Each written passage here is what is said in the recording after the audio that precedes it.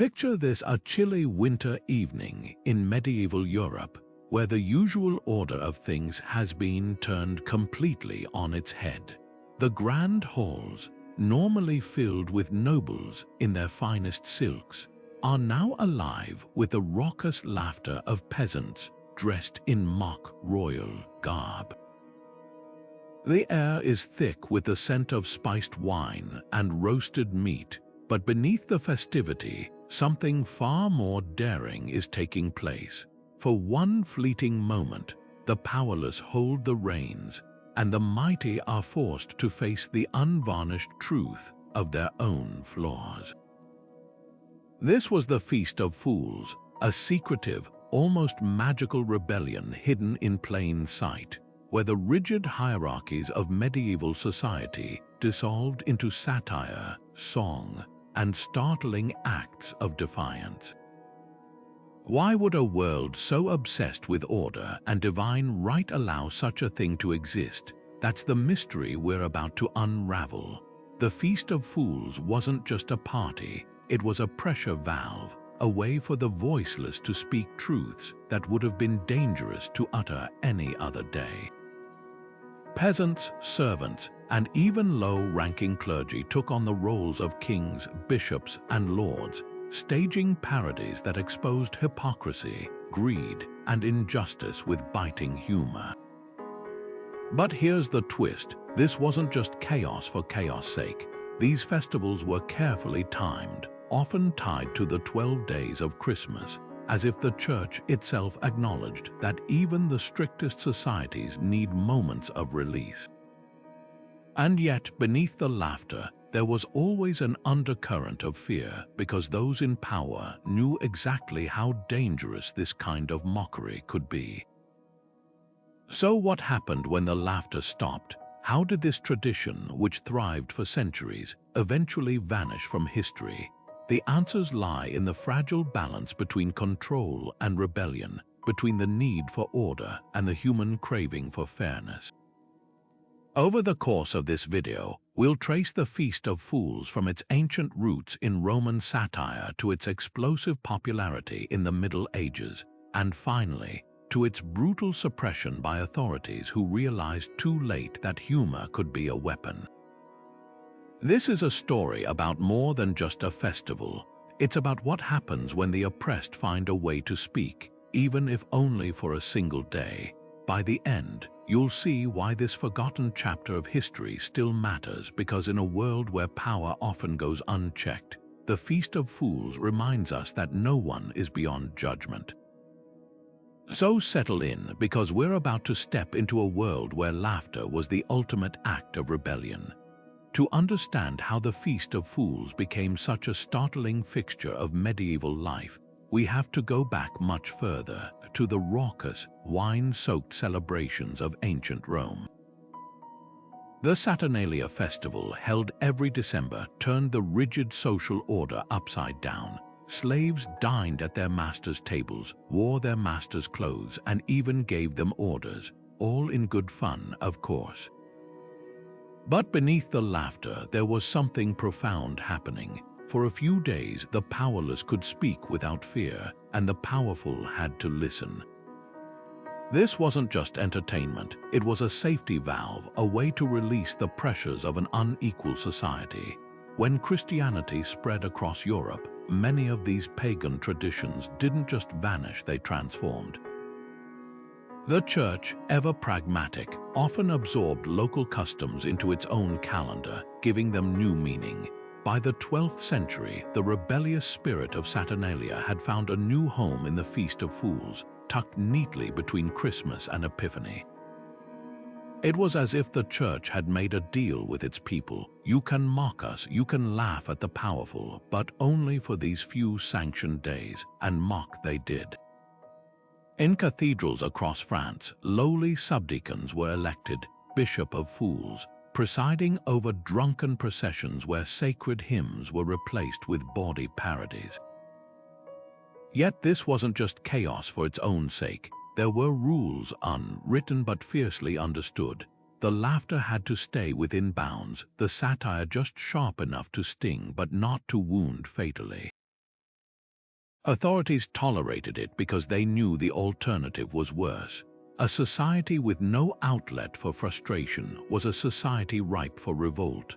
Better to let peasants blow off steam with a rowdy festival than let that anger simmer into something uglier.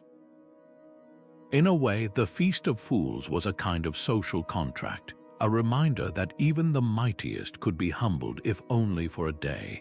But here's what's fascinating. The festival wasn't just about letting the powerless pretend they had power.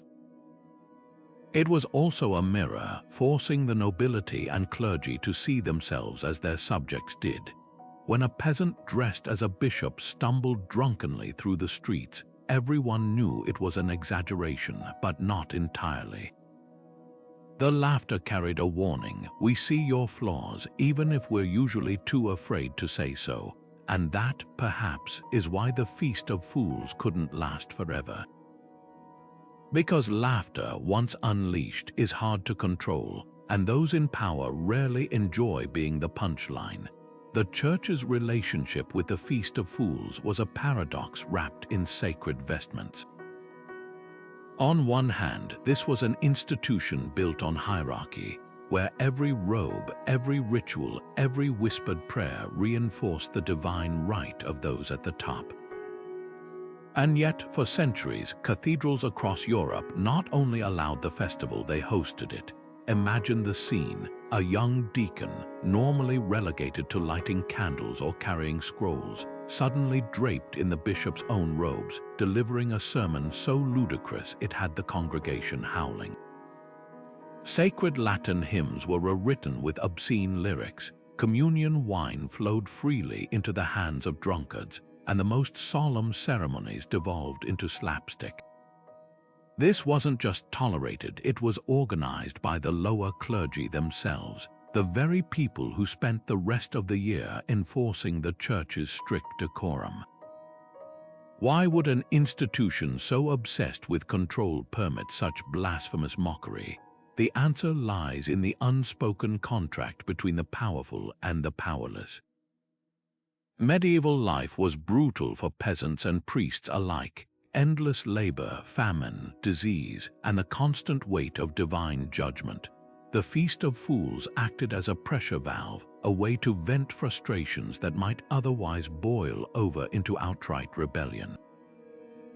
The Church understood that laughter, however irreverent, was safer than revolt, and so, for a few days each year, the lower clergy, the overworked, underpaid backbone of the Church, were given license to skewer their superiors.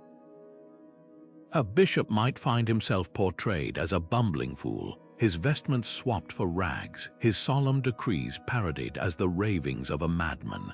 The Pope himself wasn't immune. In some towns, a fool pope was crowned, his edicts nothing but absurd jokes at the expense of real church doctrine. But there was always a one that shifted depending on who held power. In the early days, the satire was sharp but symbolic, a way to highlight corruption without calling for revolution. A drunken procession mocking a greedy bishop might end with the real bishop laughing along, his pride bruised but his authority intact. Yet as the festival grew wilder, the line blurred.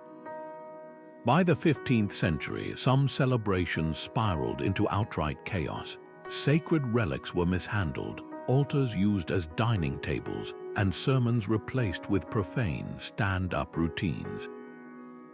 The Church's patience wore thin. What began as controlled satire now threatened the very foundations of religious authority. The crackdown came swiftly. In 1444, the Faculty of Theology at Paris issued a scathing condemnation, calling the Feast of Fools an abominable practice that turned the house of God into a den of rogues. Bishops who once tolerated the laughter now ordered their priests to suppress it under threat of excommunication. The festival didn't vanish overnight. Traditions this deep-rooted never do, but its teeth were pulled. Parodies were sanitized, mockery softened, and the most daring elements driven underground. The Church, it seemed, had remembered an uncomfortable truth. laughter is only safe when the powerful decide it is. And once the powerless forget their place, even a joke can become a revolution. This tension between control and release, between sacred order and human irreverence, is what makes the Feast of Fools so fascinating. It wasn't just a party, it was a dance on the edge of a knife where the ruled could briefly rule, and the rulers had to pretend they weren't afraid.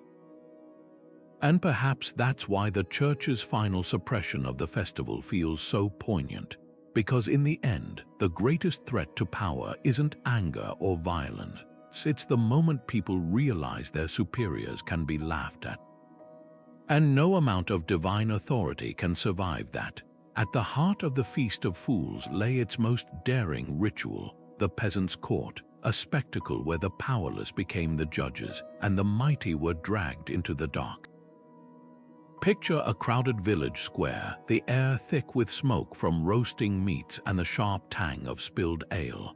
A peasant in a tattered noble's cloak, his face smeared with soot to mimic a lord's finely groomed beard, slams a wooden spoon against a bucket like a gavel. The crowd erupts as a local knight played by a drunken miller is charged with raising rents until families starved. The accusations are outrageous, the costumes ridiculous, but the grievances deadly serious. This was no ordinary play acting. Every exaggerated skit, every crude punchline was a mirror held up to real injustices. A lord who confiscated a farmer's last cow might find himself parodied as a gluttonous monster, devouring an entire herd in one bite. A corrupt judge, notorious for taking bribes, could be portrayed with pockets so heavy they dragged him to the ground.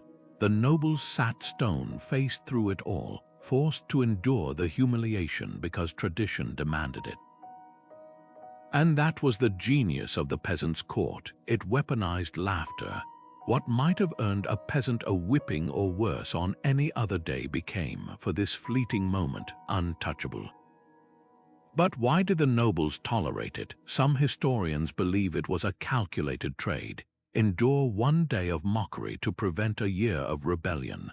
Others argue the festival's sacred timing, nestled between Christmas and Epiphany, made it seem almost holy, a ritual cleansing of society's sins.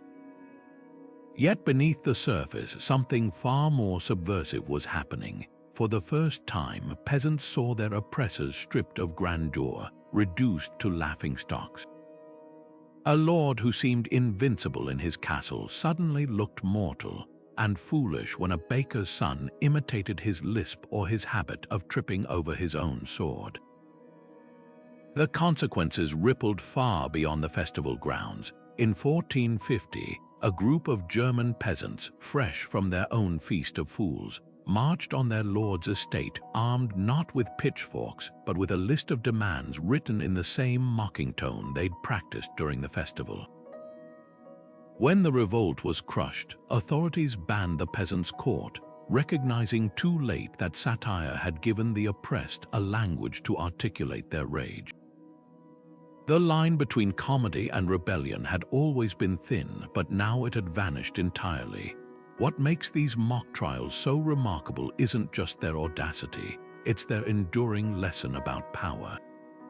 Laughter doesn't just mock authority, it erodes its foundations. A noble who's been laughed at can never fully reclaim the fear he once inspired. And that's why, centuries later, dictators still jail comedians and revolutions still begin with jokes. The Peasants' Court proved something dangerous, that the mightiest walls can crumble under the weight of a well-timed punchline. In medieval Europe, the fool's costume wasn't just a disguise, it was armor. Those colorful motley patches, the jingling bells, the absurd hat with its donkey ears, each piece served a purpose. To wear them was to step into a role older than kingship itself, the truth-teller who couldn't be silenced. While nobles flaunted silk and ermine as symbols of their unassailable power, the fool's ragged outfit whispered a dangerous secret. That power was just as much a costume and just as easy to tear off. This was the genius of the Feast of Fools. When a peasant draped himself in the fool's motley, he wasn't just playing dress-up. He was invoking an ancient tradition that stretched back to the royal courts, where jesters like Shakespeare's fictional Touchstone or the real-life Triboulet of France could say what no one else dared. A king might execute a noble for treason, but laugh off the same accusation when it came from his fool, because humor made the truth digestible. The Feast of Fools democratized that privilege. For a few fleeting days, every farmer's son became a jester, every milkmaid a satirist armed with nothing but wit and the safety of tradition. Yet the fool's freedom was a double-edged sword. Those jingling bells, they served as a warning, a way for the powerful to hear the fool coming and brace themselves for the sting of his words, the donkey-eared hat. A reminder that the fool's wisdom was disguised as foolishness, just as the festival's most biting critiques were veiled in laughter. Even the motley coat, with its chaotic patches, mirrored the fractured reality behind society's polished facade. But the moment the bells fell silent and the coat was hung up, the spell broke. The fool's immunity vanished with his costume, leaving the wearer just another vulnerable commoner in a world where lords could still demand obedience at sword point. What makes this symbolism so potent is how it unsettled the very foundations of medieval hierarchy. The fool's costume was a hall pass for rebellion, but it was also a mirror, one that reflected the absurdity of a system where birthright determined worth. When a peasant mocked his lord while wearing motley, he wasn't just venting frustration. He was proving that authority, stripped of its gold and titles, could look just as ridiculous as any court jester. And that revelation was far more dangerous than any rebellion. You can crush an uprising with soldiers, but how do you unhear a joke that makes the whole village realize their overlord is at heart just a man in fancy clothes? Perhaps that's why the church and nobility eventually turned against the Feast of Fools with such ferocity. They understood what was really at stake, not just a day of drunken revelry, but the unraveling of an entire worldview. If a fool's costume could make a king look mortal, what else might it do? The answer, it seems, was too terrifying to contemplate. So the festivals were banned, the costumes burned, the laughter driven underground. But the symbol of the fool endured, resurfacing in carnival masks, political cartoons, and even modern satire. Because once people learn that truth wears motley, no amount of censorship can make them forget. Imagine the cobblestone streets shaking underfoot as a wave of sound crashes through the city, drums pounding like rebellious heartbeats, wooden pipes shrieking like birds set free, voices roaring in off-key hymns that would make any choir master faint. This wasn't just music, it was a sonic rebellion, a deliberate assault on the quiet order of medieval life. Where churches demanded hushed reverence and castles enforced silence from their subjects, the Feast of Fools erupted in a cacophony so loud it seemed to shake the very heavens. And that was the point. The instruments themselves were weapons of chaos. Drums, traditionally used to marshal soldiers or announce nobility, were repurposed into engines of disorder, their rhythms too fast, too wild for dignified procession. Pipes meant for courtly dances now squealed like panicked livestock, while tambourines normally accompanying sacred music became the soundtrack to drunken conga lines through the nave. But the true masterpiece of this auditory anarchy was the singing. Hymns penned by monks over centuries were rewritten with lyrics so crude, so blatantly sacrilegious, that even the most hardened revelers sometimes gasped between laughter. One surviving fragment from 15th century France replaces a solemn Latin chant with a ballad about a bishop who tripped into a pigsty, and the crowd loved every word. Then there were the masks. Wolves, goats, and roosters leered from the faces of peasants who'd spent their lives being told they were less than human. To wear an animal's visage was to embrace the dehumanization forced upon them. and then twist it into power. A swineherd in a boar mask could charge at a nobleman's entourage, squealing, and the worst he'd get was a nervous chuckle. The masks did more than disguise. They transformed their wearers into living satire, embodying the beastly greed or foolishness of those who ruled them. And when the procession reached the church doors, the ultimate blasphemy unfolded. Donkeys, those humble beasts of burden, were crowned with garlands and paraded down the aisle as priests. Actual ordained priests dropped to all fours and brayed along with them. This wasn't mere childish antics. Every bray, every off-key shout, every drumbeat out of sync carried a coded message. Your rules don't apply today. In a world where peasants could be whipped for speaking too loudly in a lord's presence, the sheer volume of the festival was revolutionary. Noise became the voice of the voiceless, a way to scream without words, and at the center of it all stood the choir of fools, their dissonant harmonies rising like a challenge. They knew what we still understand today, that sometimes the most subversive act isn't a whisper of dissent, but laughter so loud it drowns out the powerful. Yet beneath the chaos lay a razor-sharp precision. The donkey processions always ended at the altar. The bawdy hymns paused just long enough for the crowd to catch their breath. Even the masks, seemingly random, often caricatured specific nobles, a wolf's snout here mimicking a baron's hooked nose, a rooster's comb echoing a bishop's pointed hat. This was riot with rhythm, rebellion with rules, and that's what terrified the authorities. They could dismiss a drunken mob. But how do you punish a joke that's been rehearsed? The feast tables of the Feast of Fools groaned under the weight of roasted meats still dripping with fat, steaming loaves of bread so white they seemed to glow, and barrels of ale so plentiful they overflowed onto the straw-strewn floors. For peasants who subsisted on coarse black bread and thin vegetable stews, this spread was nothing short of miraculous, but the real magic wasn't in the food itself.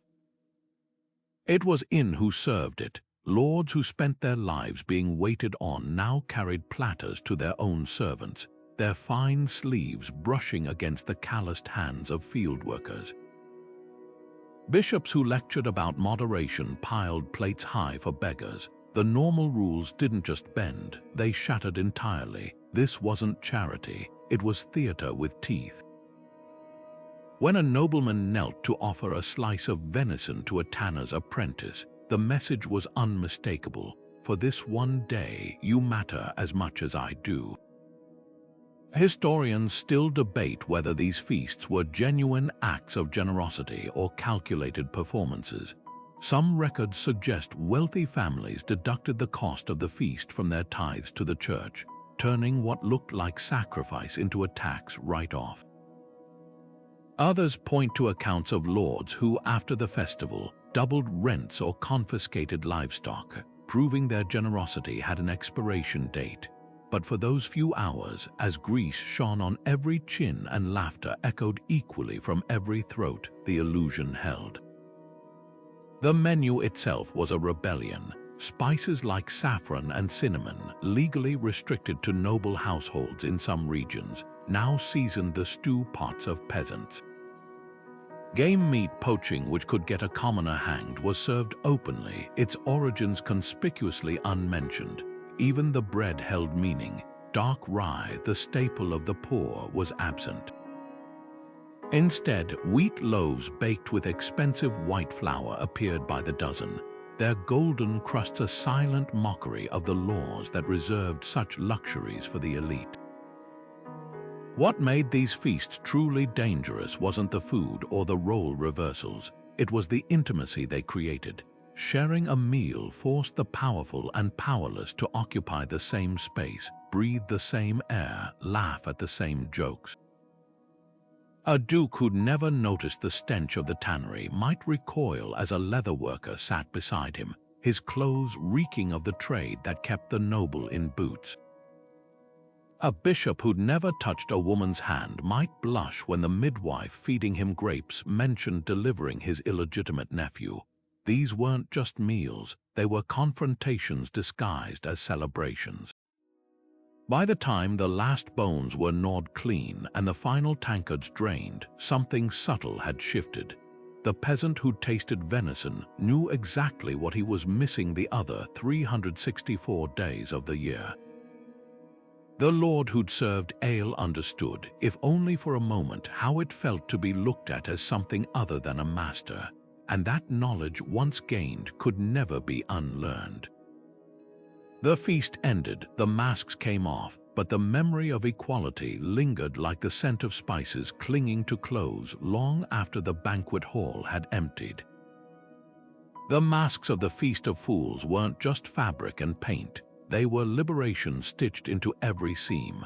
Imagine a young woman binding her chest with linen, strapping on a false beard made of goat hair, and suddenly stepping into the boots of a merchant.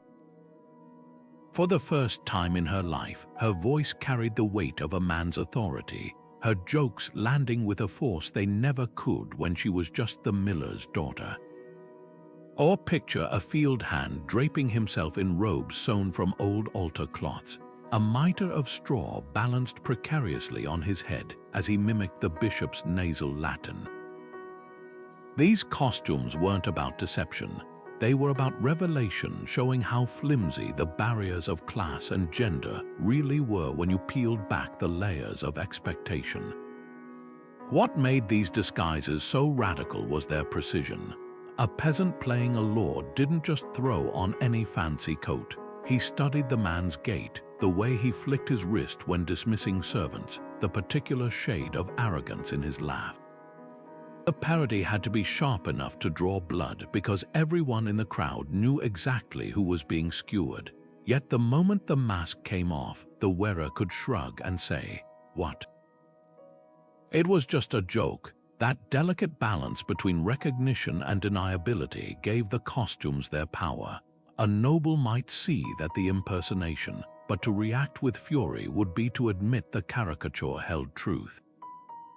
The masks also served as a kind of social alchemy, transforming humiliation into solidarity. When a wealthy merchant donned the tattered rags of a beggar for the festival, he wasn't just slumming, he was experiencing, however briefly, what it felt like to be invisible. The bishop who let a stable boy pretend to excommunicate him got a taste of his own medicine, the sting of powerlessness delivered with a laugh. And for those at the bottom of the hierarchy, the costumes offered something even more precious, proof that their betters weren't inherently superior, just better dressed. Peel off the velvet and the lace, and a duke could look just as foolish as anyone else when wearing a donkey's ears.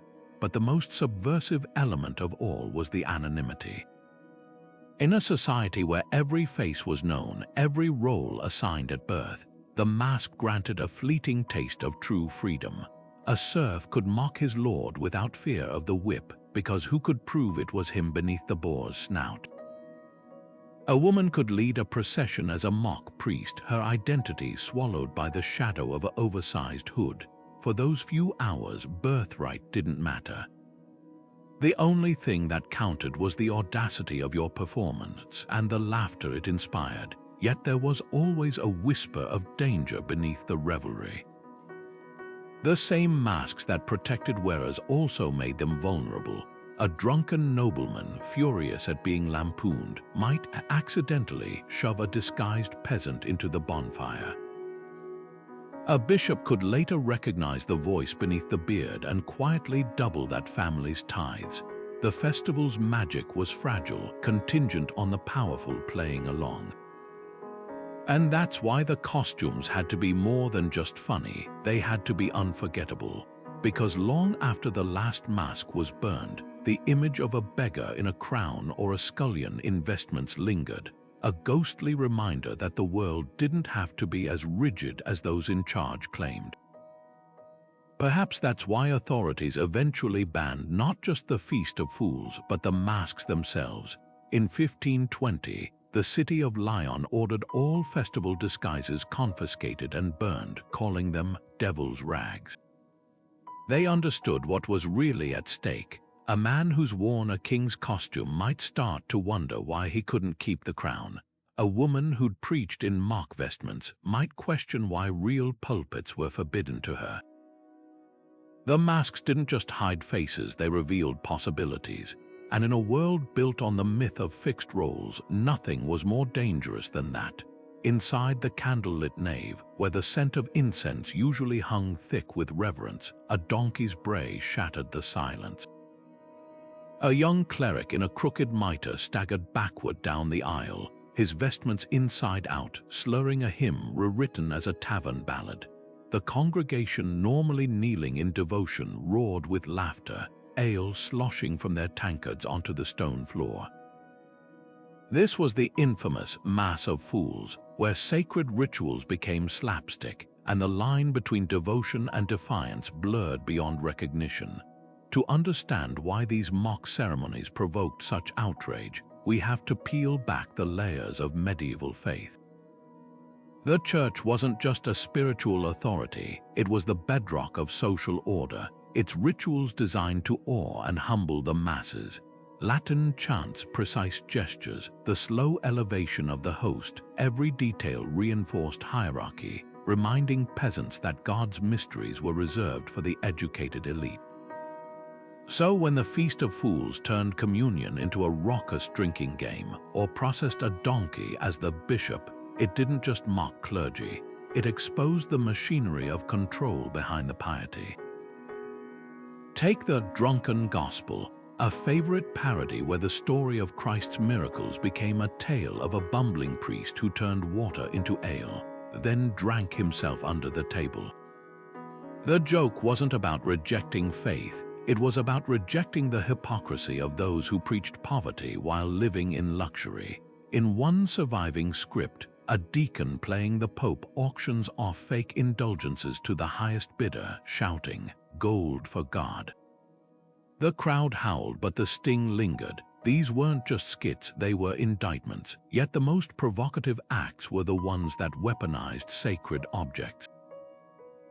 In Normandy, revelers crowned a wooden statue of the Virgin Mary with a cheese wheel, then fed it to a donkey. In Paris, they tied bells to a crucifix and danced it through the streets like a festival float.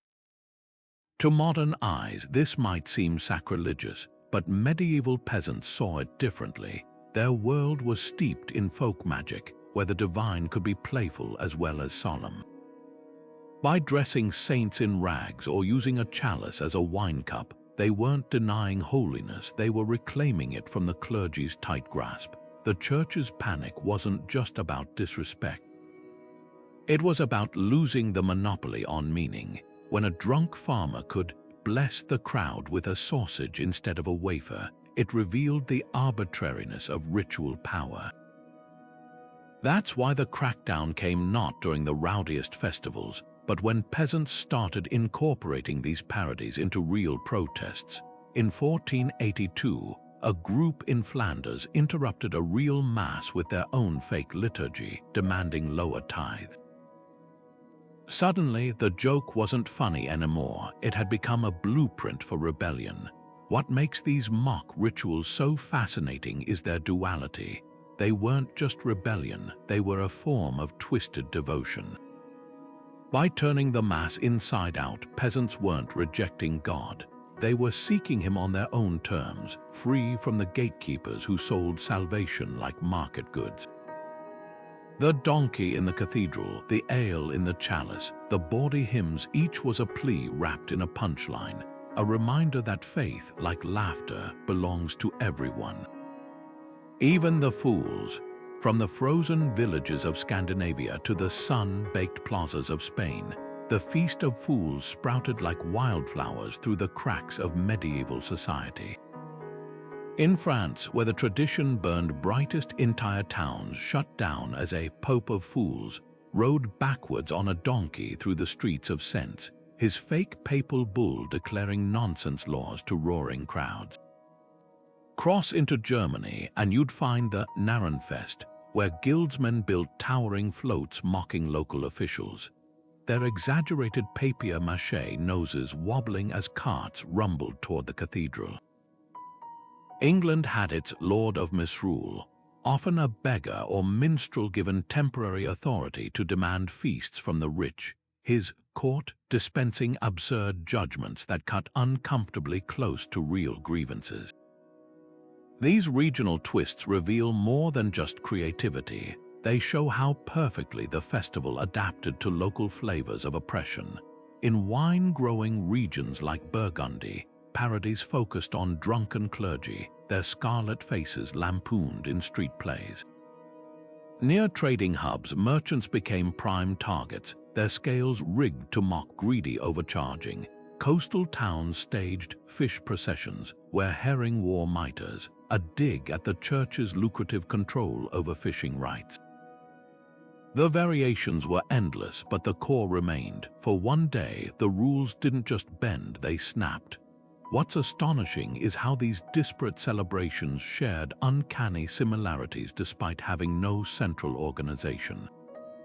From the Alps to the British Isles, revelers independently landed on the same symbols: donkeys for stupidity, overturned crowns for toppled power, feasts where servants sat above their masters. This wasn't coincidence, it was proof that the hunger for justice transcends borders. When a Danish peasant and an Italian farmer both chose to crown a farm animal as king, they were speaking the same visceral language of protest.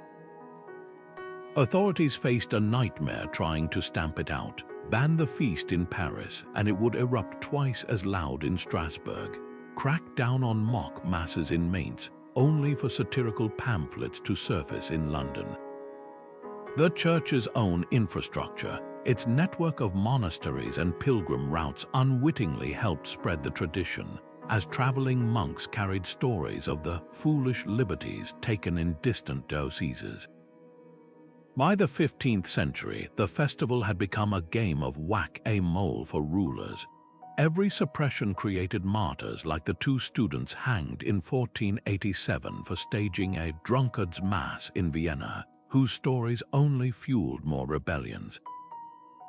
Yet within this sprawling map of mischief, one pattern held true: the closer to power, the sharper the satire. In small villages, the feast might involve simple role reversals, a blacksmith playing the mayor. But in cathedral cities like Reims or Cologne, where bishops lived in marble palaces, the mockery grew surgical.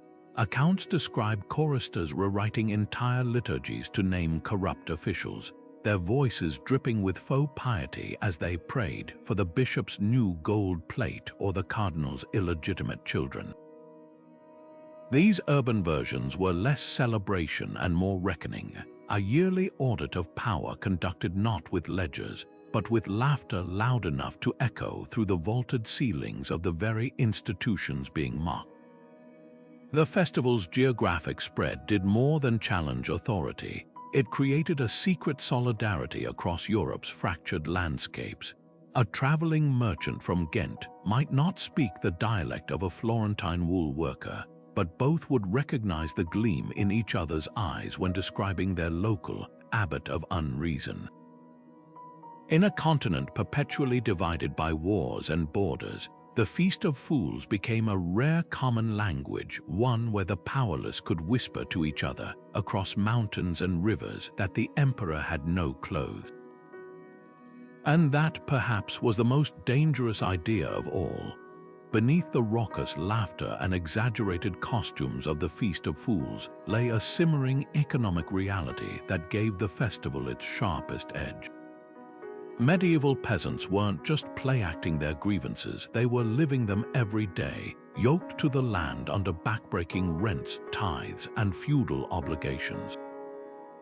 A single bad harvest could plunge a family into starvation, while their lords feasted in stone manors. The festival's mock trials and role reversals didn't just entertain, they redistributed dignity, if only for a day. When a miller dressed as a baron sentenced his real lord to shovel manure, The courtroom howled, but everyone knew the joke was rooted in the bitter truth of unpaid labor and confiscated grain. This symbolic rebellion had a precise economic calculus. Historians estimate that some peasants surrendered over half their annual yield to nobles and the church, a burden that turned the festival's feasts into acts of defiance. The roast goose served by a laughing serf might have been his first taste of meat in months, stolen back from the very estate that denied him hunting rights. The barrels of ale flowing freely through the streets, often brewed from grain that should have gone to rent payments. Lords tolerated these transgressions because they understood the alternative: the 1429 English Peasants' Revolt or the 1450 German Peasant Wars, where economic fury erupted into bloodshed. The Feast of Fools was the cheaper option, yet the festival's economic satire grew dangerously precise during crises. In 1484, when a brutal winter froze crops across Flanders, revelers in Bruges staged a bankers' parade, dragging effigies of moneylenders through the streets while chanting rhymes about interest rates. In Lyon, silk workers owed months of wages, crowned a loom, Archbishop of Debt, and held a fake mass where communion wafers were stamped with coin designs.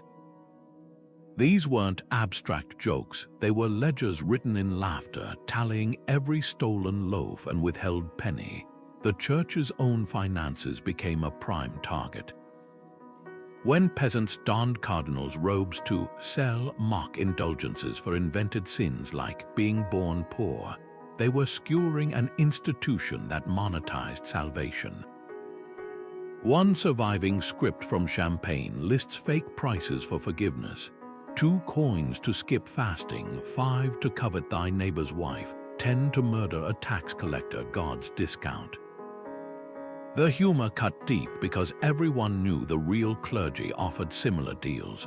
What makes this economic theater so remarkable is how it weaponized medieval Europe's own financial systems against itself.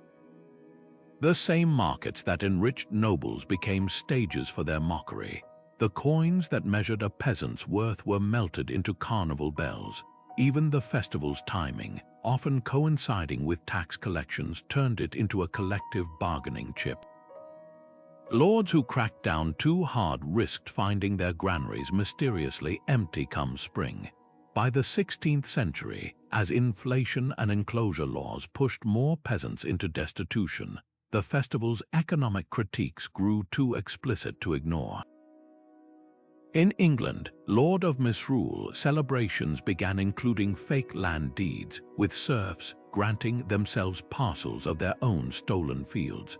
German towns saw processions where giant puppets of grain hoarders were torn apart by starving actors. The laughter had become a ledger, and the balance was coming due. When authorities finally banned the Feast of Fools, it wasn't just the blasphemy they feared. It was the dawning realization that economics, when dressed in motley, could spark revolutions. In the swirling chaos of the Feast of Fools, where peasants became kings and bishops stumbled through drunken processions, another quiet revolution was unfolding, one that turned the rigid gender roles of medieval Europe into a laughingstock. Picture a burly blacksmith swishing through the square in his wife's best dress, the linen straining at the seams as he minced and curtsied with exaggerated grace. Or a young milkmaid, her hair tucked under a leather cap, barking orders like a guildmaster while men pretend to swoon at her feet. This wasn't just cross-dressing for laughs. It was a deliberate unraveling of the very fabric that held patriarchal society together. For medieval women, whose lives were circumscribed by the Church's teachings on obedience and purity, the festival offered a rare chance to step into roles otherwise unthinkable. In town squares across France, women played the parts of judges, priests, even knights, their mock decrees, laced with sly commentary on the absurdity of male privilege. A surviving account from Dijon describes a butcher's daughter presiding over a court of love, where she sentenced husbands to chores their wives performed daily, like hauling water or spinning wool. The crowd roared, but the message was deadly serious. Why should these tasks define a woman's worth? Men's cross-dressing carried its own sharp edge. When a village elder wobbled through the streets in his daughter's wedding gown, his beard poking through the veil, the joke wasn't just on him. It was on the idea that clothing could dictate dignity. By exaggerating femininity to absurd extremes, male revelers exposed how arbitrary gender norms really were. A cobbler prancing in a wimple wasn't just mocking women, he was revealing how easily the trappings of power could be stripped away. Yet the festival's gender play wasn't merely protest, it was also survival. For those who lived outside binary norms, like the documented cases of intersex individuals or same-sex couples in medieval records, the Feast of Fools provided fleeting cover. In the anonymity of masks and motley, a woman could dance with her lover in public, a man could kiss another man's cheek, and the crowd would cheer it as part of the game. Historians have found traces of these hidden lives in the margins of festival accounts. A note about two female fools sharing a ceremonial marriage in 14th century Provence, or a German chronicle describing a king and king crowned together during the revels. The church's reaction to this subversion was telling. While they grudgingly tolerated the mocking of clergy or nobility, gender fluidity provoked disproportionate fury. A 1522 decree from the Bishop of Meaux specifically banned men in women's smocks and women bearing arms like men, calling it an abomination before God. The intensity of the backlash reveals their real fear that if people could play with gender for a day, they might start questioning its permanence. And in a world where Adam's rib justified women's subjugation, that questioning was heresy. What makes these moments so poignant is their fragility. When the festival ended, the cobbler hung up his wimple, the milkmaid returned to her churn, and the world snapped back into its ordained order. Yet something lingered, a memory of possibility. The same woman who'd played a judge might later challenge her husband's rulings in private. The man who'd worn a dress might hesitate before mocking the tailor's effeminate son. The Feast of Fools didn't just parody gender roles, it planted seeds of doubt about whether they were divinely ordained or just another costume, waiting to be shrugged off. Perhaps that's why gender subversion became one of the first elements authorities purged as the festival waned. By the mid-16th century, records show town councils burning lewd garments and fining women caught wearing hose or carrying swords, even in jest. They understood the danger wasn't in the laughter, but in the silence that followed, the moment when the motley came off and people realized how much lighter they felt without the weight of expectation. The raucous energy of the Feast of Fools didn't vanish entirely. It seeped into the veins of Carnival, that glittering spectacle of masks and mischief that still pulses through cities like Venice and Rio today.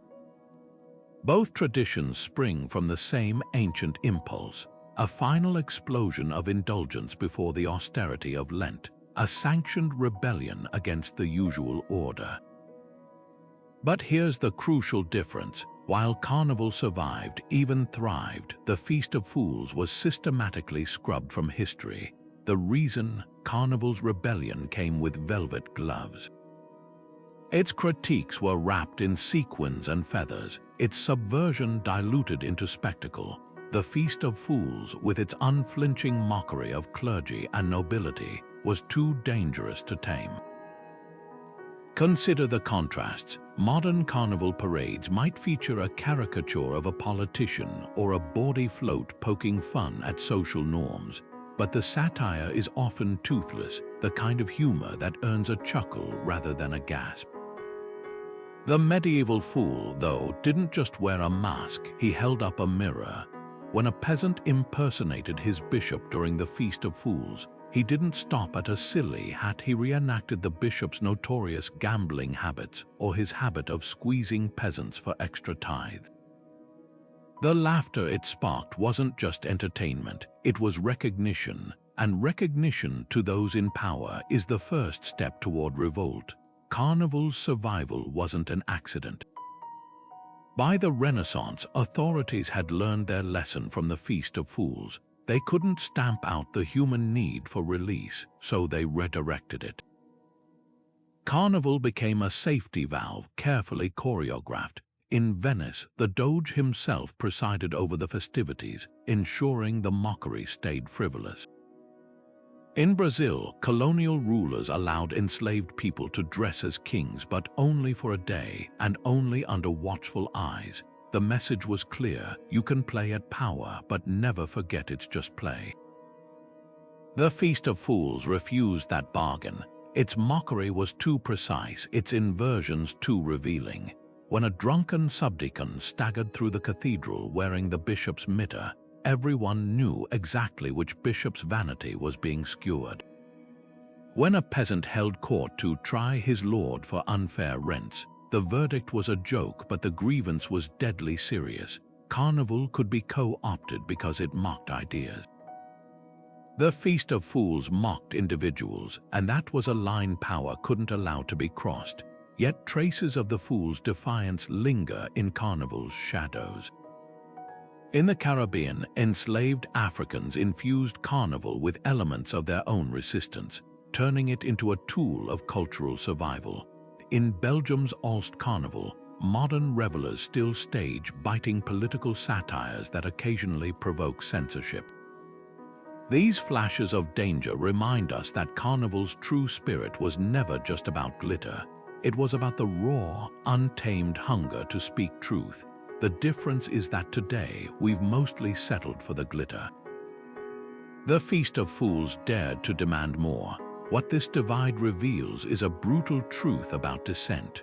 Power will always tolerate rebellion that it can commodify. Carnival sells tickets, fills hotels, boosts tourism. Its edges are sanded down until the rebellion fits neatly into a souvenir mask. The Feast of Fools couldn't be packaged. Its laughter was a weapon, not a product, and weapons, in the end, are either broken or buried. The festival's erasure wasn't just about stopping jokes, it was about ensuring no one ever forgot who held the right to laugh and who was expected to stay silent. The first crack in the Feast of Fools came not with a bang, but with a carefully worded decree from the Paris Faculty of Theology in 1444. Their condemnation dripped with barely concealed panic, calling the festival an abomination that turns God's house into a den of rogues. But this wasn't just about drunken priests or bawdy hymns, it was about the dawning realization that laughter could topple empires. When peasants dressed as bishops started issuing real decrees about fair wages, when mock trials named actual corrupt officials, the joke stopped being funny for those in power. The church's attack came in waves. First, they targeted the most sacred element, the Mass of Fools. Bishops ordered priests to lock away vestments and chalices during the festival, fearing they'd be used in profane parodies. Next came the costumes. In 1480, the Archbishop of Lyon commanded all motley garments and animal masks burned in the town square, calling them devil's rags. But the most brutal blow fell on the participants themselves. Records from Rouen Cathedral show 3 choristers were flogged in 1492 for singing obscene versions of hymns. In Mainz, a blacksmith playing the Pope of Fools had his tongue branded for blasphemous imitations. What made this crackdown so ferocious was its inconsistency. For centuries, the church had turned a blind eye, even participated. Now, suddenly, the same bishops who'd laughed along with drunken processions were calling them sacrilege. The real crime wasn't irreverence, it was illumination. When a peasant dressed as a cardinal sold fake indulgences using the exact same sales pitch as the real clergy, it exposed the machinery of corruption too clearly. The festival had become a spotlight, and the powerful couldn't unsee what it revealed. Secular rulers joined the purge with equal fervor. In 1521, King Francis I of France banned all role reversals, decreeing, "No peasant shall wear lordly garb, nor woman bear arms." His fear wasn't spiritual, it was political. Just 2 years earlier, German peasants had staged a massive revolt inspired by Carnival satires. The connection was undeniable. Temporary rebellion could spark permanent revolution. Town councils began requiring permits for festivals, censoring scripts, even posting guards to ensure no one mocked the wrong nobleman. Yet the most insidious suppression wasn't violent, it was bureaucratic. Church accountants quietly erased the Feast of Fools from liturgical calendars, rebranding it as harmless winter festivities. Historians sympathetic to power wrote it out of chronicles or dismissed it as crude peasant humor. Even the name itself was scrubbed clean. By the mid-16th century, what had once been called the Festum Faturum in official documents became simply December Revels. This wasn't just banning a festival, it was rewriting memory, ensuring future generations would never know such defiance had existed. But here's what the authorities underestimated: you can't kill an idea with a decree. In remote villages, fragments of the feast survived as underground traditions. A French farmer's almanac from 1580 mentions the old fool's games, still practiced in secret barns. In Germany, carnival guilds kept satirical floats hidden between authorized parades.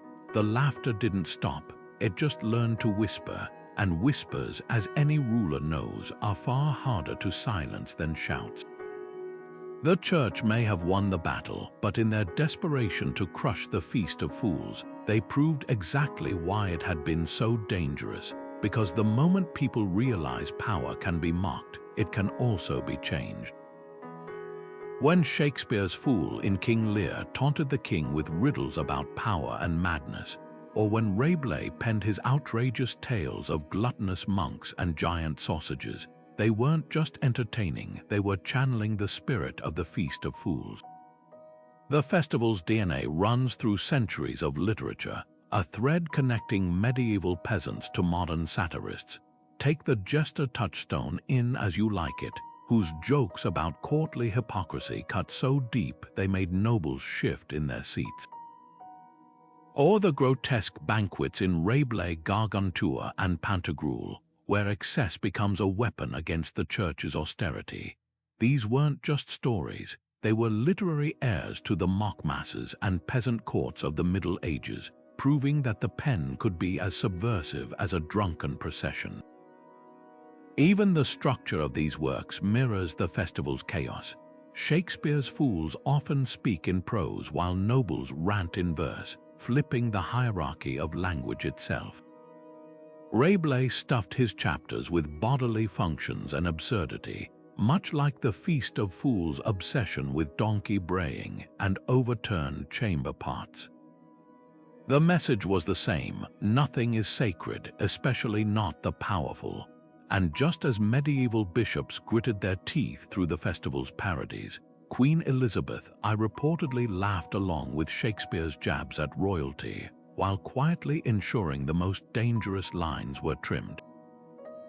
Fast forward to the 18th century, and you'll find Jonathan Swift's A Modest Proposal, a masterpiece of satire so sharp it still stings today.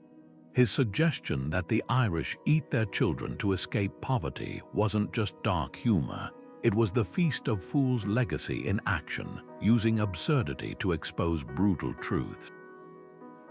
Voltaire's Candide, with its relentless mockery of church and state, operated on the same principle: dress criticism in laughter, and it slips past the gatekeepers.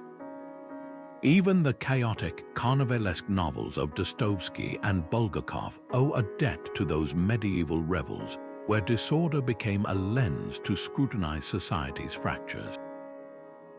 Today, the tradition thrives in late-night comedy sketches and political cartoons. When a comedian dresses as a world leader and exaggerates their flaws, it's not so different from a peasant donning a bishop's mitre to lampoon corruption.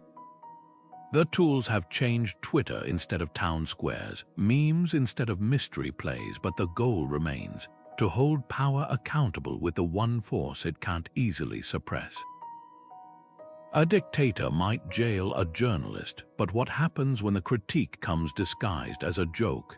That's the Feast of Fools' enduring lesson. That laughter, once unleashed, is impossible to control. Perhaps the most poignant proof of the festival's legacy lies in its absence. Writers from Victor Hugo to Umberto Eco have resurrected it in fiction, not as history but as aspiration.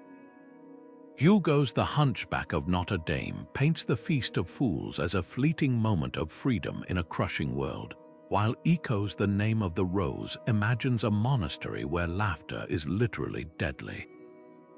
These aren't just nods to the past, they're reminders of what happens when we forget that humor can be revolutionary, because the festival didn't just inspire art, it laid bare a truth artists still cling to: that sometimes the most effective way to speak truth isn't with a sermon or a sword, but with a joke so sharp it cuts through centuries.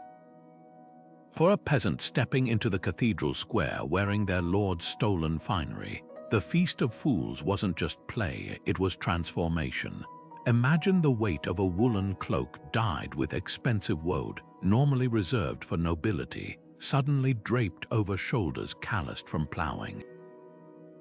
The way the fabric might have scratched against sunburnt skin, a constant reminder that this borrowed power was as foreign as it was intoxicating. For those few hours, the miller's son wasn't just imitating the baron, he was inhabiting him, testing the boundaries of a life he'd been told was unattainable. Historians describe accounts of participants trembling not from cold, but from the dizzying thrill of speaking in a voice no one had ever allowed them to use. Nobles who attended, often under pressure from tradition, faced a different kind of unraveling. Picture a countess forced to curtsy to her own scullery maid, or a knight serving ale to the stable boy who cleaned his armor. The psychological toll wasn't just in the humiliation, but in the dawning realization that their authority depended on collective belief. When the shoemaker's apprentice, red-faced with ale, bellowed orders in perfect imitation of the mayor's nasal whine, it revealed an uncomfortable truth: power was performance, and everyone knew the script. Some lords reportedly left these events shaken, suddenly aware of how thin the veneer of their privilege really was. Modern psychologists recognize this as a ritual status reversal, a pressure valve for unequal societies. The same mechanism appears in military cross-rank days or corporate boss-worker swaps, structured moments where hierarchies briefly invert to diffuse tension. But medieval peasants didn't need clinical studies to understand the catharsis. A 14th century diary from Burgundy describes a farmer writing, "When we made the bailiff eat turnips from the floor like his hounds, my chest felt lighter for months." That visceral relief wasn't just about vengeance, it was about being seen. For people whose daily lives involved bowing, stepping aside, and swallowing insults, the festival offered something radical: the experience of mattering. Yet the most profound impact was subtler: the way these fleeting moments of agency reshaped imaginations. When a weaver's daughter played the abbess, deciding mock disputes with a wooden scepter, she wasn't just parodying authority. She was proving she could wield it. Cognitive scientists call this embodied cognition, the idea that physically inhabiting a role can rewire self-perception. Those who'd worn the bishop's mitre or held the lord's fake seal returned to their hovels with a dangerous question: why not always? The nobles sensed this shift instinctively. Records show increasing reluctance among elites to participate as the Middle Ages waned, not because the jokes grew sharper, but because the laughter sounded different. What once felt like harmless venting now carried the cadence of rehearsal. When a group of English peasants in 1524 staged their own unsanctioned Fool's Court to redistribute a lord's grain stores, they weren't wearing costumes. The line between parody and protest had vanished because the festival's greatest trick was convincing the oppressed they deserved more than a single day of power. What lingers today isn't just the historical record, but the human truth it exposes. That injustice thrives on silence and laughter, especially the kind that mocks the mighty, can be the first crack in the wall. The Feast of Fools didn't just let peasants blow off steam. It taught them they were capable of holding the pipe that steamed the Lord's dinner, the pen that signed his laws, the sword that enforced them. And once that knowledge took root, no amount of suppression could rip it out. Europe's Feast of Fools might feel like a medieval oddity, but step across continents, and you'll find strikingly similar festivals pulsing through the veins of cultures separated by oceans and centuries. Take Tibet's cham dances, where masked monks twirl in elaborate costumes, embodying wrathful deities who mock greed and pride. These aren't just performances, they're spiritual satires, sanctioned by monasteries to expose the flaws of the powerful. A dancer portraying a corrupt official might stumble comically, his exaggerated belly jiggling as he accidentally drops stolen coins, while the crowd roars with knowing laughter. The parallels are uncanny. Like the European fools, these monks used sacred theater to say what couldn't be said plainly. Journey to West Africa and the gelid masquerades of the Yoruba people reveal another layer of this global phenomenon. Here, towering headdresses adorned with satirical carvings tower over dancers, men dressed as women, elders portrayed as mischievous children, all celebrating the power of motherhood while skewering societal hypocrisy. A mask might depict a chief with a grotesquely elongated nose, sniffing for bribes, or a merchant with hollow eyes, blind to the suffering his greed caused. What's fascinating is how these rituals, like the Feast of Fools, were tolerated precisely because they wrapped criticism in artistry. The same elders who were mocked by the masks would later commission them, understanding that laughter could cleanse resentment before it festered into revolt. Across the Atlantic, the Aztecs staged their own version during the festival of Toxcatl. Slaves became masters for a day, dressed in the regalia of nobles, while warriors served them feasts. But the most striking detail, these mock rulers weren't just pampered, they were revered as living gods, only to be sacrificed at the festival's end. This dark twist reveals the duality of inversion rituals.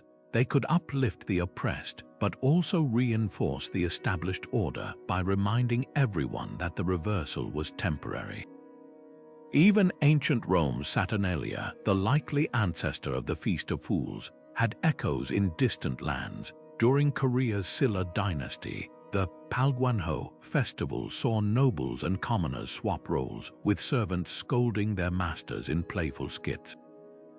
In India, the holy festival's riot of colors and chaos still suspends caste hierarchies, if only briefly, as elites endure being drenched in dye by street sweepers. These shared traditions suggest something profound, that the urge to flip the script isn't just European, it's human. What binds these disparate celebrations isn't just their mischief, but their meticulous timing. Like the Feast of Fools, they often cluster around solstices or harvest moments when societies teeter between abundance and scarcity, order and chaos. The Zulu Yukashwama festival, where kings were ritually insulted by their subjects before the first fruits were eaten, served the same purpose as the European peasant courts, a pressure valve before the tensions of winter. This synchronicity hints at a universal truth that no culture, no matter how rigid, can survive without allowing its people to taste the forbidden fruit of equality, even if only symbolically. Yet there's a crucial difference. While Europe's festival was eventually crushed, many of these global traditions survived by weaving themselves deeper into cultural identity. The gelid masquerades are now UNESCO-protected heritage. Cham dances still grace Tibetan New Year.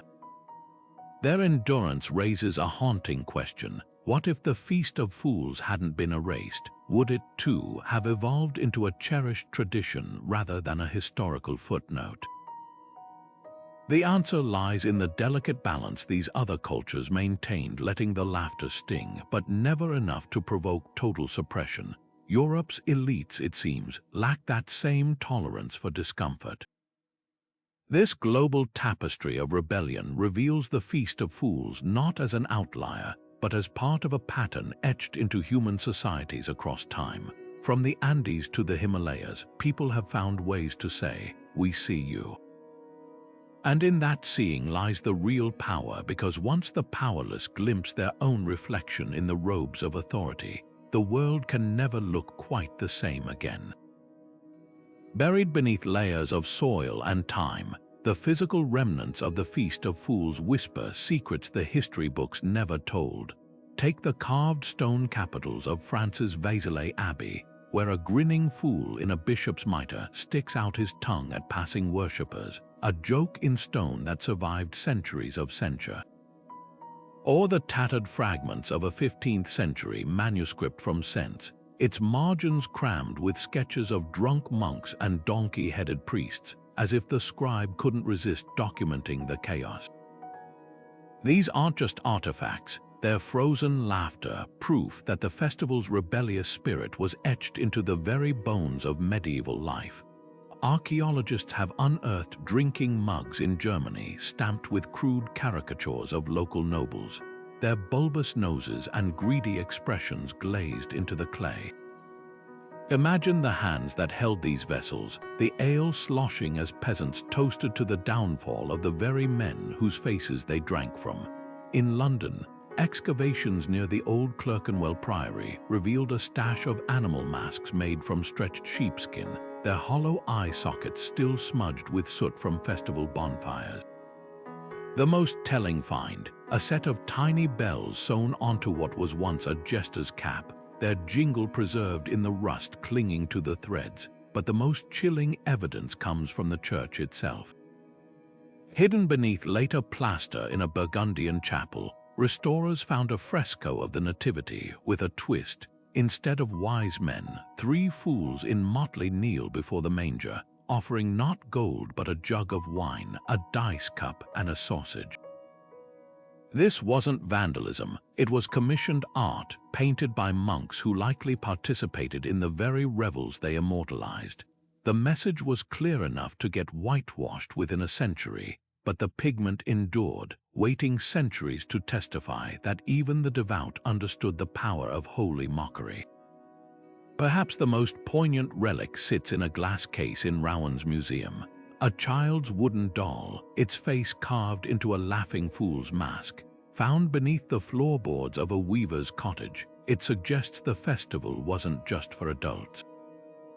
Generations grew up watching their parents invert the world for a day, learning early that authority could be questioned, and that laughter might be the safest weapon to wield against it. These fragments matter because they defy the official narrative. Church chroniclers wrote the feast out of history, but the stones and shards refused to stay silent. Every excavated mask, every scratched caricature on a tavern wall, whispers the same truth, that for all their power, the medieval elite couldn't fully erase the defiance of those who dressed as fools to speak it. The artifacts don't just prove the festival happened, they prove how desperately some wanted us to forget it did. The barrels rolled out at dawn, their wooden staves groaning under the weight of ale thick enough to chew. By midday, the village square swam in a haze of fermented barley and wine-soaked laughter, as peasants and nobles alike clutched tankards that never seemed to empty. This wasn't casual merriment, it was calculated abandon. Alcohol didn't just fuel the Feast of Fools, it built the stage where hierarchies crumbled. A lord who'd strike a servant for spilling his drink yesterday might now clink cups with the same man, both swaying to the same off-key ballad. The rules of sobriety: who could speak, who must listen, dissolved like honey in hot mead. But the drink's true power lay in its dual role as liberator and scapegoat. When a miller's daughter, emboldened by her third cup, slapped the bailiff's cheek and called him a thief, the crowd held its breath. Then the bailiff, his own face flushed with wine, burst into laughter, shrugging it off as festival folly. The ale became an alibi for truth-telling, a liquid shield against consequences. Nobles could dismiss insults as drunken ramblings, preserving their dignity while secretly relieved to hear grievances aired harmlessly. Peasants, meanwhile, gained the rare luxury of watching their oppressors squirm under jokes no sober man would dare utter. Yet the very thing that made alcohol so transformative also made it volatile. Records from Strasbourg describe a 1523 festival where revelers, inflamed by cheap wine, dragged a tax collector's effigy through the streets, then turned on the real man when he protested. The line between symbolic rebellion and real violence blurred with every refill. Church accounts harp on these excesses, painting the feast as a drunken riot rather than a ritual. But the subtext is clear. Intoxication wasn't just a side effect. It was the engine of both the festival's brilliance and its downfall. The drinks themselves carried symbolic weight. Peasants gulped ale brewed from their own barley grain that might otherwise have gone to nobles' taxes. Wine, normally reserved for the elite, flowed freely from communal casks, its ruby depths a mockery of sumptuary laws. Even the serving vessels broke norms. Silver goblets stolen from church altars found their way into calloused hands, while nobles drank from rough clay mugs like commoners. Every sip was a silent manifesto. What belongs to you today belongs to me. By nightfall, the square became a living tableau of alcohol's duality. In one corner, a blacksmith and a knight-arm wrestled over a shared flagon, their rivalry softened by camaraderie. In another, a priest slurred through a parody of the Mass while his congregation howled until someone threw a turnip that split his eyebrow. The mood curdled faster than spoiled milk. Authorities pointed to such moments as proof of the festival's inherent danger, but the real threat wasn't the brawls or the blasphemy. It was the revelation that alcohol could dissolve centuries of conditioning in a single evening, leaving everyone wondering why they ever bowed to sober hierarchies at all. When the crackdown came, the ban specifically targeted public drunkenness, as if the problem was the drink rather than the truths it unleashed.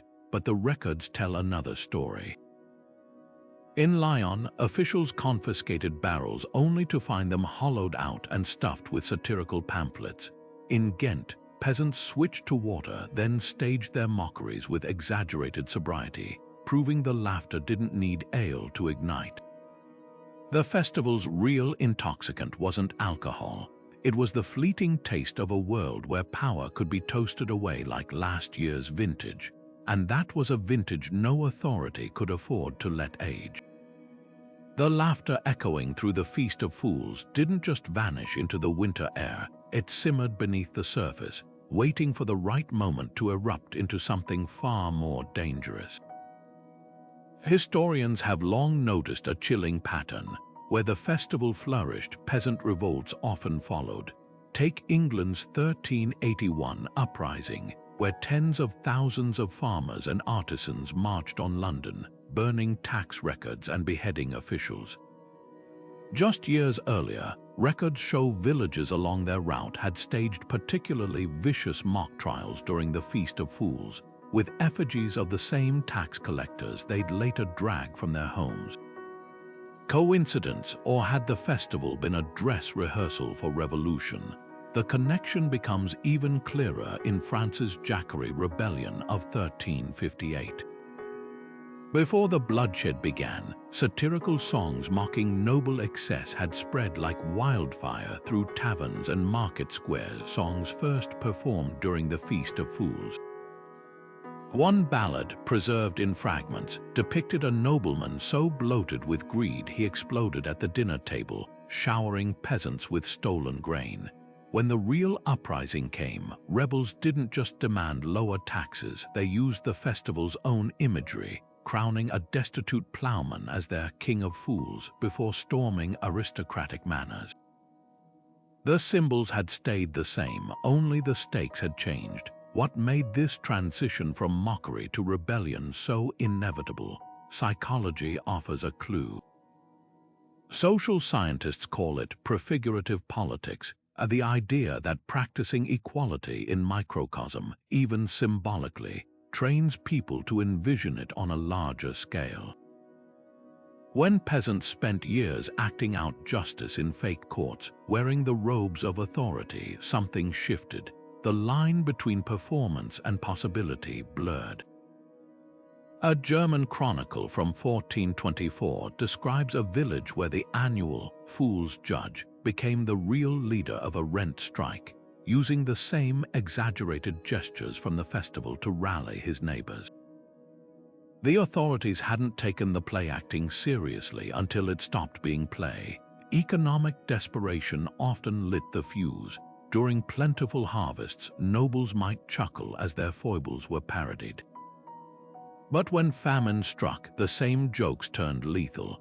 In Flanders, 1482, a group of weavers reenacted their Feast of Fools skit about a greedy grain hoarder, only this time their props were the actual storehouses of a hated merchant.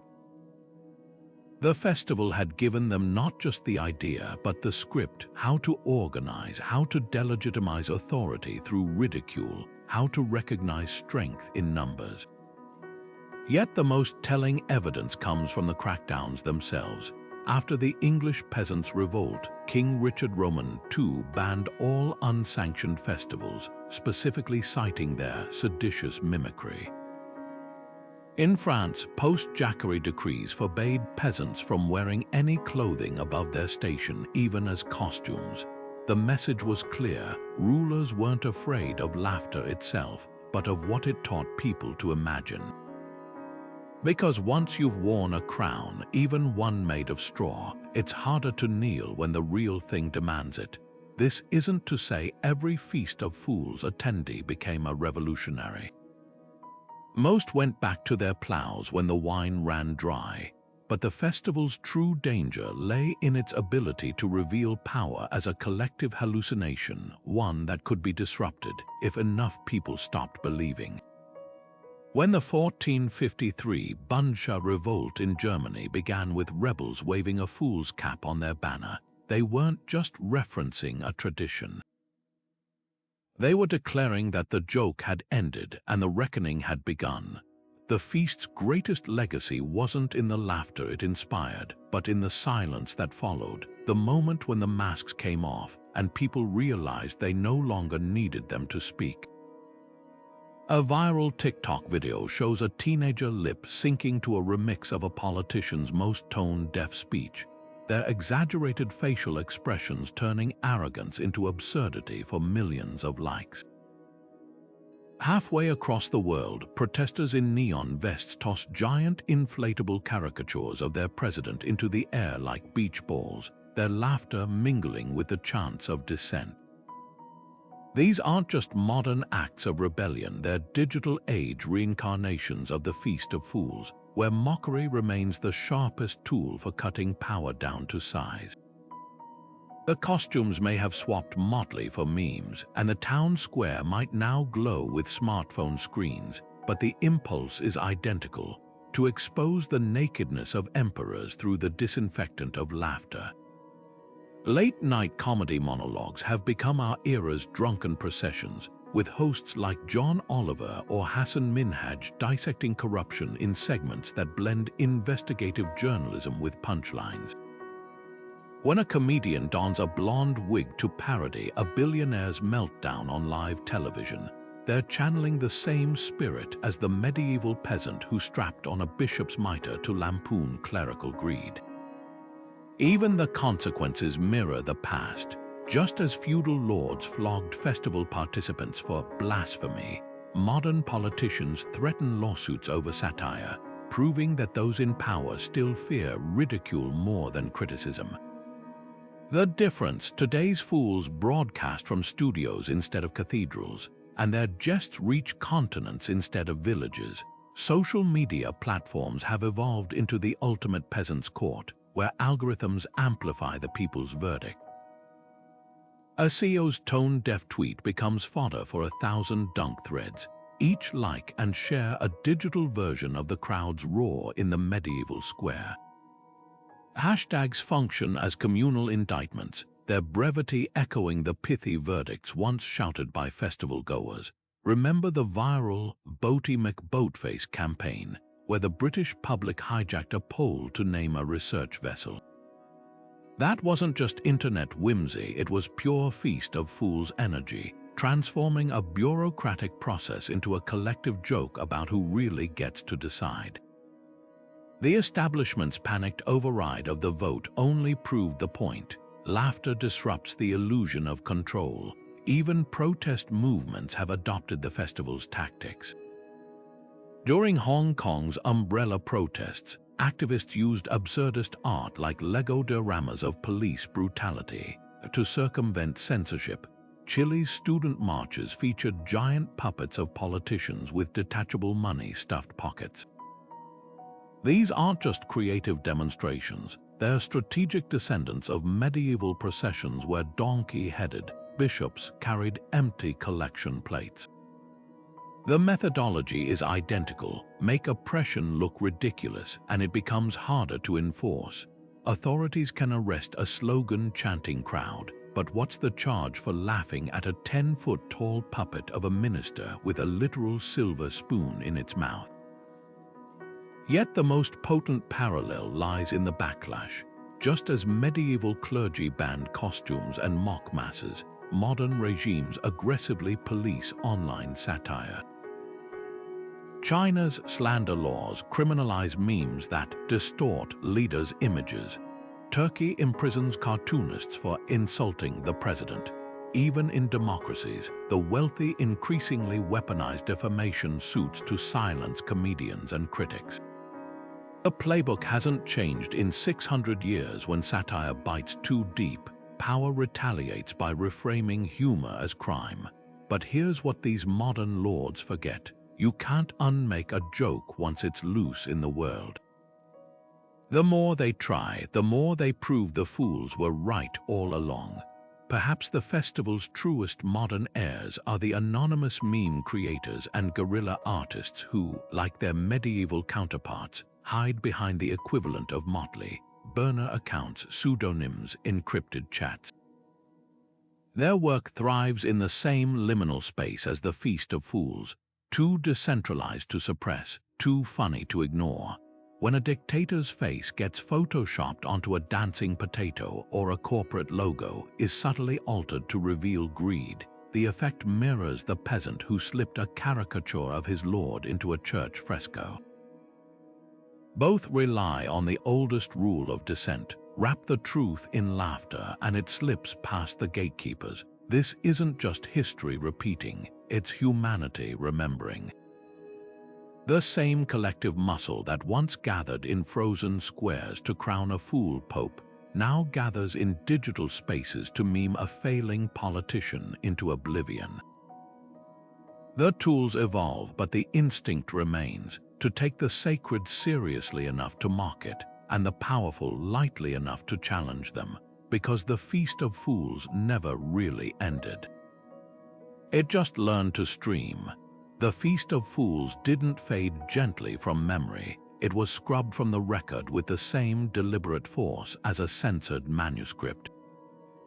Imagine a bishop's quill scratching out entire pages of town ledgers, or a nobleman's servants burning masks and motley in the same bonfires that once lit the festival's revelries.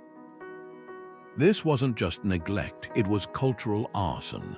The festival's disappearance wasn't an accident of time, it was a calculated act of silencing. Consider the paper trail left behind. Most medieval festivals, from Carnival to May Day, left behind contracts for musicians, orders for food, and decrees from town councils. But the Feast of Fools, its records survive as fragments, a line in a monk's diary here, a furious sermon condemning it there. Even the church's own archives, usually meticulous in documenting every feast day, grow suspiciously vague when it comes to the Fool's Mass.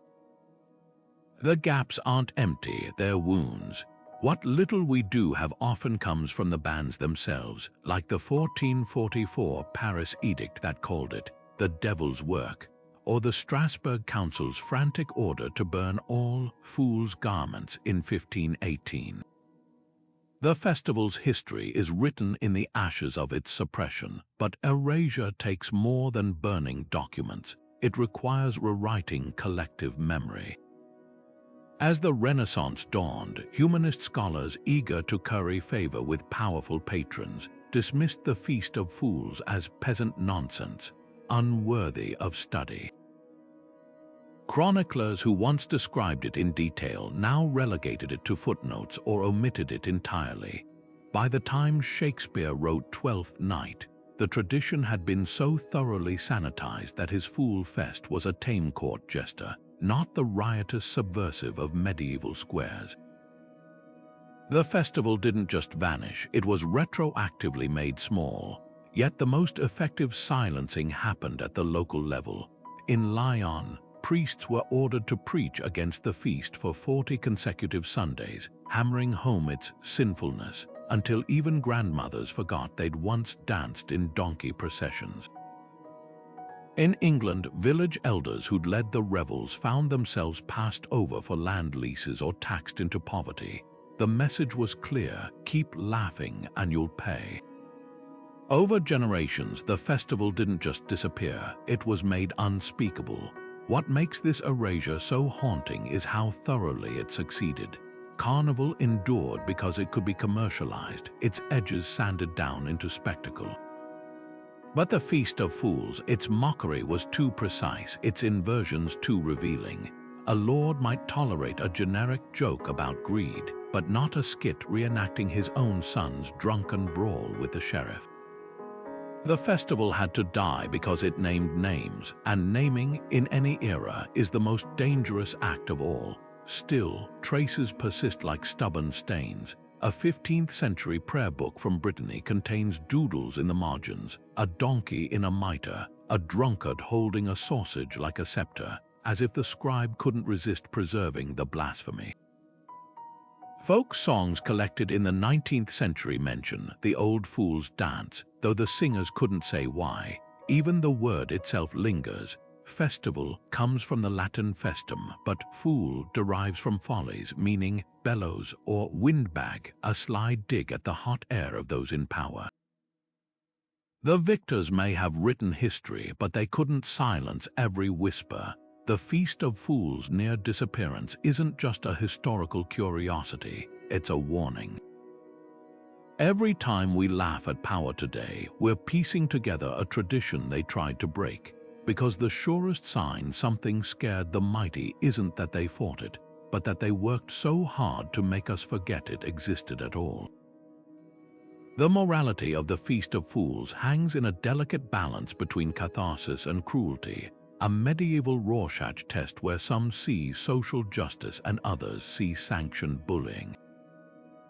Imagine the bishop's steward, a man notorious for skimming grain from famine rations, forced to kneel in the town square while a tanner's apprentice drizzles watered-down ale over his head like a mock anointing. The crowd roars, but the steward's jaw trembles with barely concealed rage. Was this righteous comeuppance for his crimes, or simply transferring oppression down the chain? The festival thrived in this gray zone, where the same act could be either liberation or persecution depending on who held the bell-covered scepter. Modern ethics would recoil at many of the festival's practices parodying sacred rites, humiliating individuals by name, even the psychological toll of forced role reversals. Yet context is everything. In a world where serfs could be whipped for looking a noble in the eye, where the church sold salvation like market goods, was temporary mockery truly worse than permanent subjugation? Historical accounts reveal startling nuance. Some nobles reportedly participated willingly, even funding the festivities, understanding that a day of laughter might prevent a year of rebellion. Others, like the Bishop of Amiens in 1421, fled their own cathedrals to avoid being targeted, suggesting not all targets found the experience therapeutic. The festival's defenders point to its ritual framework, the strict unwritten rules that kept satire from spilling into outright violence. Mock trials might convict a lord of greed, but the sentence was always symbolic, eating turnips like his hounds or wearing a necklace of rotten eggs. Unlike modern cyberbullying or public shaming, the cruelty had an expiration date enforced by tradition. When the sun rose on Epiphany, the miller's son surrendered his borrowed crown, the bishop's parody hymns fell silent, and the social order snapped back, at least in theory. But the ethical dilemma deepens when we examine who truly held power during these reversals. The poorest peasants, those most abused by the system, rarely took center stage.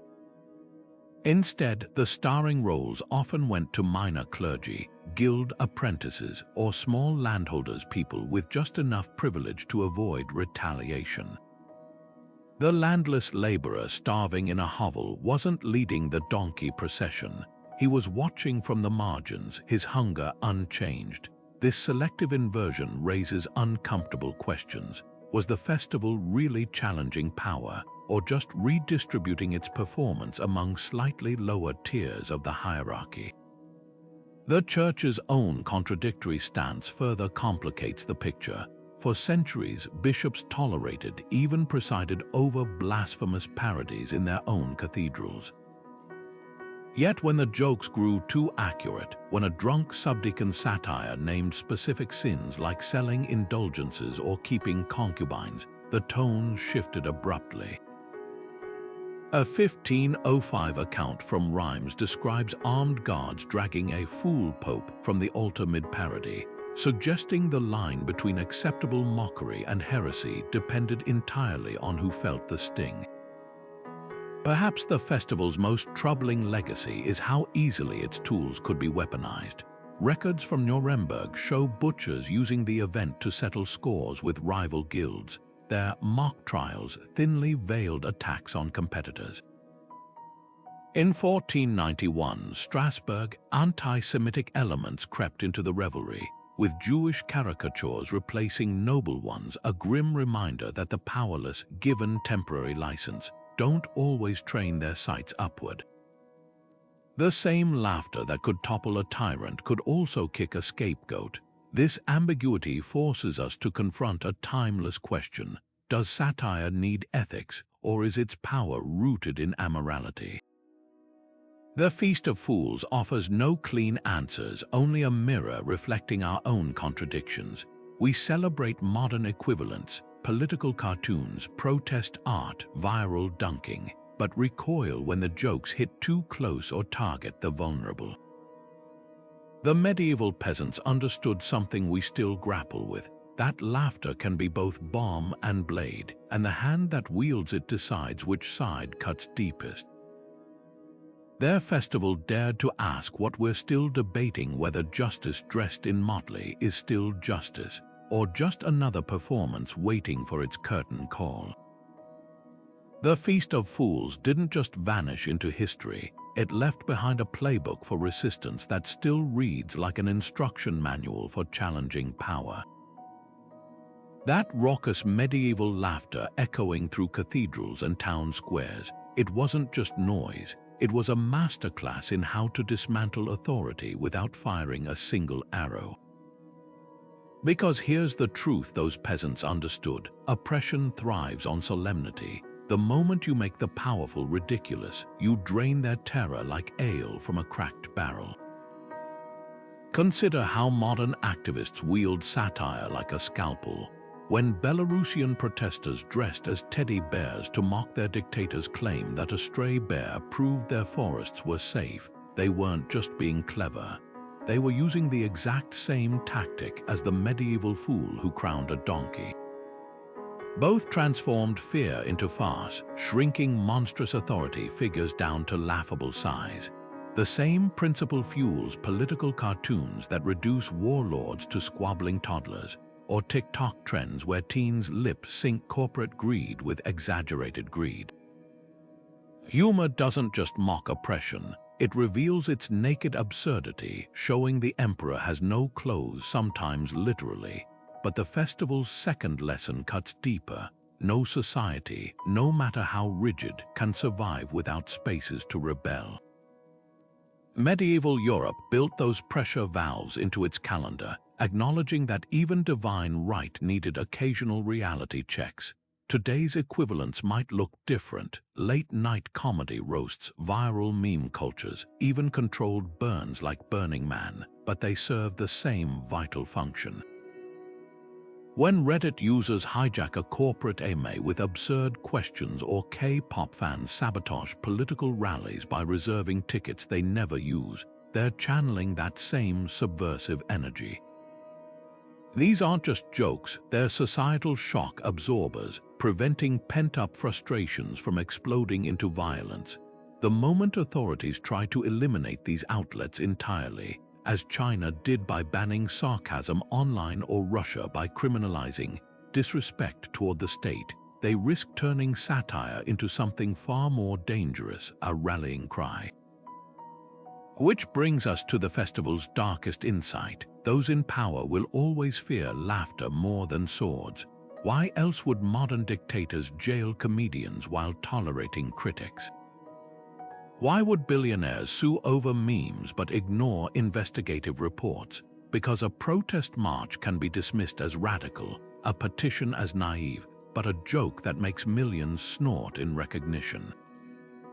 That lingers. Medieval bishops grasped this instinctively when they banned mock masses but allowed somber processions. They knew the difference between dissent that reinforces the system and laughter that unravels it. The eerie relevance today pulses through every censorship battle, every cancelled show, every viral joke that mysteriously disappears from platforms. When a tech CEO threatens legal action over a parody account, or a government scrambles to debunk a satirical news segment, they're reacting with the same panic as those 15th century clergy who ordered masks burned. The tools have changed: algorithms instead of edicts, shadow bans instead of excommunication, but the fear remains identical, that once people start laughing at power, they might stop obeying it. Yet the festival's legacy isn't just about resistance, it's about resilience. Those medieval peasants who danced in their lord's stolen finery understood something we often forget: joy itself is rebellion in a world bent on grinding you down. Their feasts weren't just protests, they were celebrations of survival, proof that no oppression could extinguish the human need to connect, create, and yes, ridicule. That's why the most enduring modern movements, from LGBTQ+ pride parades to Ukraine's meme warfare against Russian propaganda, marry defiance with delight. They remember what the Feast of Fools knew all along: that the most revolutionary act might not be a clenched fist, but a belly laugh shared with 1,000 strangers under the watchful eyes of those who'll never understand why it's so funny. Perhaps that's the ultimate lesson scratched into history by those wine-stained festivalgoers. Freedom isn't just won in battles or ballots, but in the moments when people collectively realize the powerful are just performers in borrowed costumes. And that realization always begins with someone brave enough to point and laugh. The cobblestone streets of a small French town echo with laughter as a procession of costumed revelers parades past half-timbered houses, their jester hats bobbing to the rhythm of a tambourine. This isn't a scene from the Middle Ages, it's a 21st century revival of the Feast of Fools. meticulously recreated for heritage festivals across Europe. The mayor plays along, gamely wearing a donkey mask as local schoolchildren sentence him to eat a pie with his hands tied behind his back. Cameras flash, tourists cheer, and for a moment the old magic flickers back to life. But beneath the polished spectacle lies an uncomfortable question. Can a rebellion survive when its teeth have been pulled?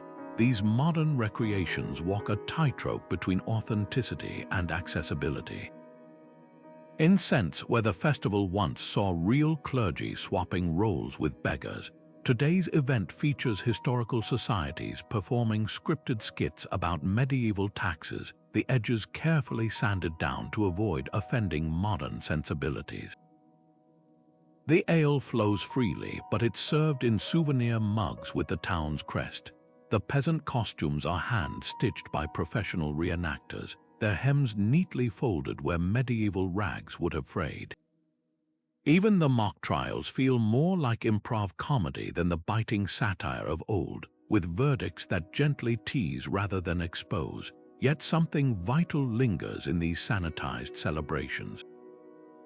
When a German baker's daughter dons the bishop's mitre in Regensburg's annual recreation, she's not risking flogging or excommunication, but she is inheriting a 600-year-old tradition of questioning authority. The tourists snapping selfies might not grasp the historical weight, but local participants often do. A teacher in Basel described how playing the Fool King made her students research medieval serfdom, sparking debates about modern inequality. The rebellion may be simulated, but the education is real. The festival's most potent modern incarnation might not be in cobblestone squares at all, but online. Digital artists have reimagined the Peasants Court as viral meme formats, where users try corrupt politicians in absurd virtual tribunals. Activists from Warsaw to Seoul borrow the fool's motley for protests, their banners embroidered with medieval-style grotesques of contemporary power brokers. Even the church hasn't escaped. A controversial 2019 performance art piece in Milan saw actors staging a fool's mass inside a deconsecrated chapel, using smartphones as communion wafers. These adaptations prove the festival's spirit still resonates, even when its original context has faded. Perhaps the true measure of these revivals lies not in their historical accuracy, but in their ability to ask uncomfortable questions. When Catalan separatists used the festival's imagery in their protests, or when Occupy Wall Street protesters crowned a fool king of capitalism, they weren't recreating history, they were reigniting its embers. The donkey processions may now be photo ops, but the impulse to laugh at power remains undimmed. In an age where satire flourishes online but dissent faces new forms of suppression, maybe the Feast of Fools' greatest legacy is simply this: that as long as someone, somewhere, still dares to put on the motley and mock the mighty, the revolution never truly ends. The Feast of Fools wasn't just a quirky footnote in history, it was a lightning strike in the dark, illuminating for one brilliant moment the absurdity of power. Picture a world where the only justice peasants ever tasted was served cold, in the form of a joke, where the only revenge they could safely take was laughter so loud it shook the stained glass windows of cathedrals. That's the paradox at the heart of this festival. It was both a safety valve and a spark, a way to release pressure while secretly proving how flimsy the machinery of oppression really was. What makes its suppression so haunting isn't just the loss of a tradition, it's the realization of how desperately those in power needed it erased. The church didn't ban the Feast of Fools because it was blasphemous, they banned it because it worked too well. Laughter, they discovered, was the one force that could make a bishop's robes look like a costume, a king's crown like a prop, and in that realization lay unbearable danger. Because once people see through the illusion, they start asking dangerous questions. Why do we kneel? Who wrote these rules? What if we stopped playing along? Yet here's the remarkable thing: even as authorities scrubbed the festival from records, burned its costumes, and exiled its ringleaders, they couldn't kill the instinct that birthed it. That same urge to mock the mighty, to flip the script, survived in underground pamphlets, in carnival puppets, in the whispered jokes of servants. It's there today in the memes that reduce politicians to clowns, in the protest signs that weaponize humor, in the viral videos that turn corporate greed into punchlines. The tools have changed, but the target remains the same: the fragile egos of those who think their power makes them untouchable. This isn't just about history, it's about hope. Every time a dictator flinches at a cartoon, every time a billionaire sues over a parody account, they're proving the fools were right all along. The mightiest walls crumble not under cannon fire, but under the weight of a well-timed joke. The Feast of Fools taught us that authority is performance, and nothing terrifies performers more than an audience that stops taking them seriously. So as you scroll through your feed today, spotting satirical skits or absurdist takes on the news, remember, you're part of an unbroken chain that stretches back to those medieval squares. The motley might be digital now, the donkey processions replaced by trending hashtags, but the spirit is identical. And that's why the rulers of our age still fear laughter as much as any sword. Because they know what those medieval bishops knew, that the real threat isn't anger or violence. It's the moment people realize the emperor never had clothes to begin with. If this journey through hidden history resonated with you, pass it on. Share this video with someone who needs reminding that dissent can be joyful, that resistance can wear a grin. And who knows, maybe somewhere right now, a new generation of fools is cooking up mischief that'll one day leave historians scratching their heads. After all, the best jokes are the ones that change the world. Don't forget to like, subscribe, and join the conversation below. Tell us where you see the spirit of the Feast of Fools alive today. The comments are your court, and for once, the peasants are